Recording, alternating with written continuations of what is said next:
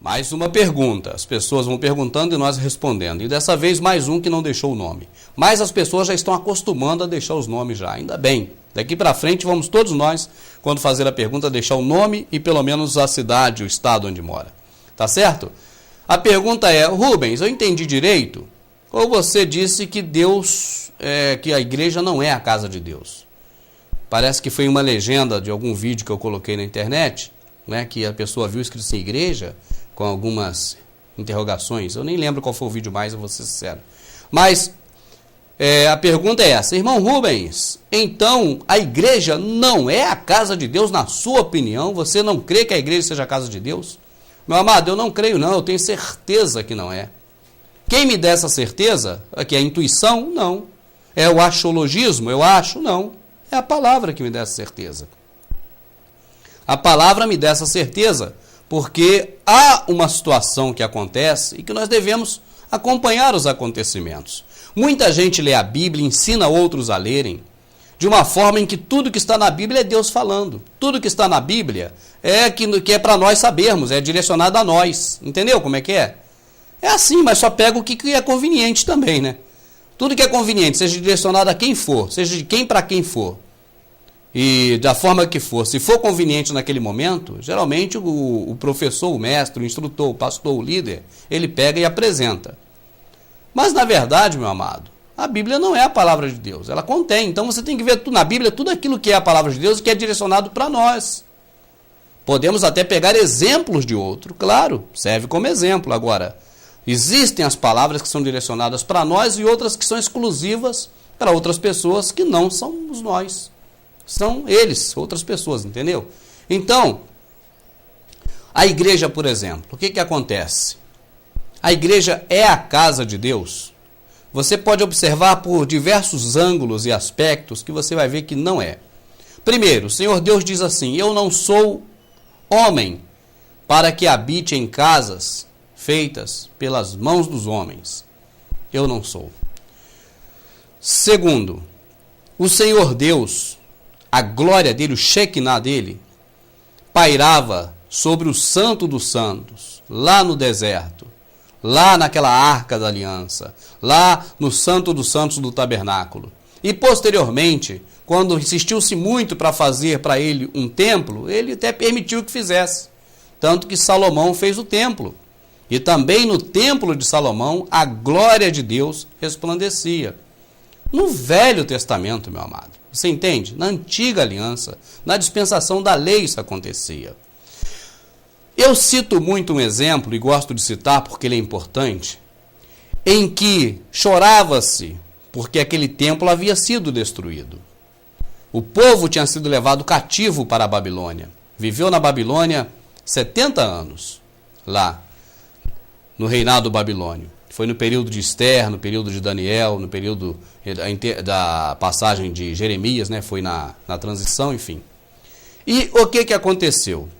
Nesse tempo, Jerusalém foi pilhado, foi derrubado, o templo foi destruído. E quando, através de Esdras, Neemias, retorna o povo para Jerusalém, para reconstruir a cidade, há também de se reconstruir o templo. E nesse momento as pessoas se lamentam. O sacerdote Josué é um que se lamenta. Poxa, esse templo ele viu o templo antes. Esse templo era a coisa mais linda do mundo. A casa de Deus destruída, como é que pode?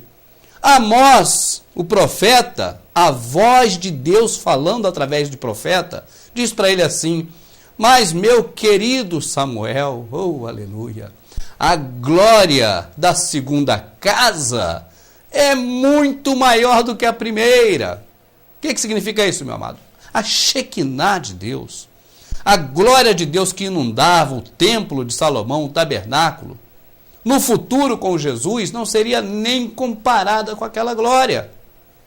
E onde está essa glória hoje? No templo da denominação que muitos servem?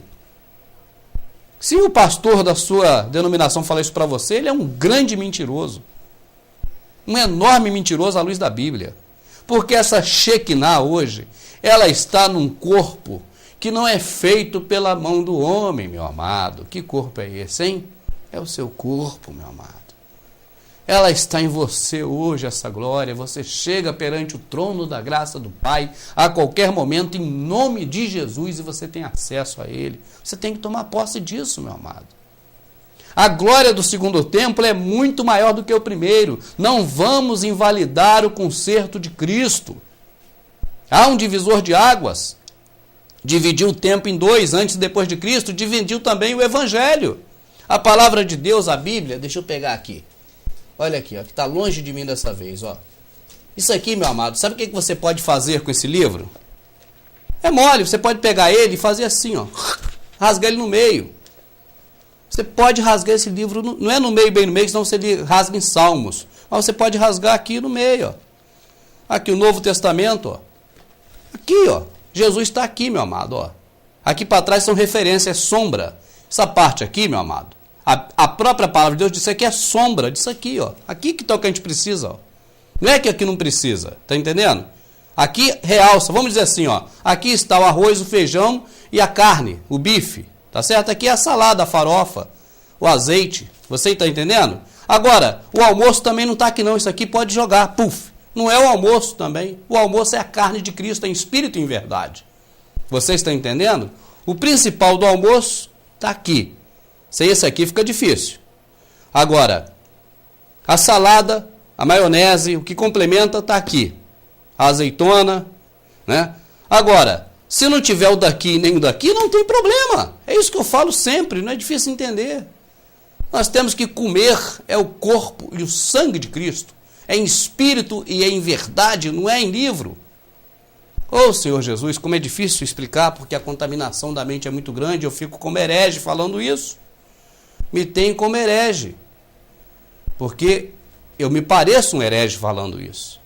Não porque a Bíblia me condena, porque as pessoas condenam, porque nunca falaram isso. Isso é uma palavra nova. Eu não vou me comparar com Estevão, mas por que apedrejaram Estevão? Porque ele falava coisas novas. Por que mataram Jesus? Porque 3 anos foi o tempo que ele demorou falando contra um sistema que estava montado há tantos e tantos anos. Você está entendendo?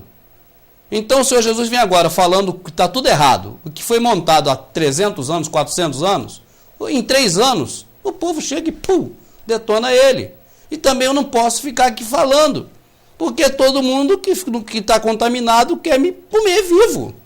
Acha que eu estou falando heresia, mas eu não estou falando heresia, meu amado. Eu não quero que você ouça o que eu estou falando e que dê crédito, que fica seguindo minhas palavras. Não, eu quero que você leia a Bíblia. É o que eu falo sempre. Leia, leia, leia. Olha, Martim Lutero lá atrás leu um pouquinho a Bíblia.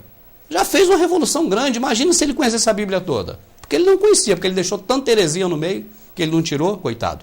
Mas se ele conhecesse a Bíblia todinha, se ele tivesse hoje a oportunidade que você tem de buscar a palavra no computador e fazer juntar todas as palavras e fazer uma leitura da Bíblia por cada assunto. Está entendendo? Hoje as possibilidades são muitas.